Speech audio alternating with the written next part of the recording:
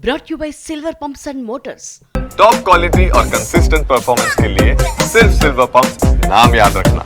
జగన్ ఆర్థిక విధ్వంసంతో ఒక్క రూపాయి కూడా అప్పు పుట్టకుండా చేశారని ప్రచారం చేసిన చంద్రబాబు ప్రభుత్వానికి 10 నెలల్లో 1,35,000 కోట్లు అప్పులు ఎలా పుట్టాయని మాజీ మంత్రి చెల్లుబోయిన వేణు ప్రశ్నించారు.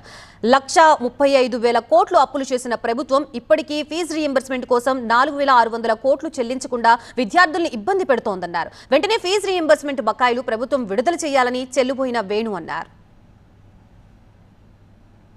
1,35,000 కోట్ల రూపాయలు అప్పులు చేశారు. ఒక ప్రధానమైనటువంటి కార్యక్రమాన్ని కూడా మీరు పక్కన పెట్టారు. అంటే ఇది ప్రజలను మోసగించడం కాదా? అప్పులు చేశారు, డబ్బు ఏమైందో తెలియదు.